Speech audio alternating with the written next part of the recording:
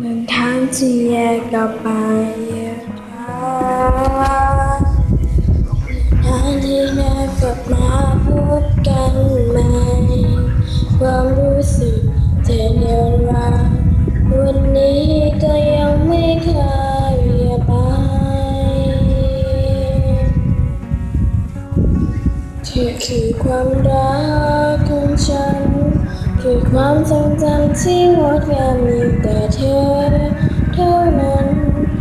ความทำไรก็ตามยังคงอยู่ในความคิดเราทำให้รู้การมีชีวิตมันมีความหมายเท่าไร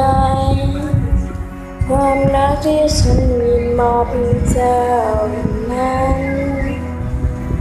ให้ชีวิตความทรงจำพ่อแม่ก็คงไม่มีใครจะได้หัวใจดวงนี้ไป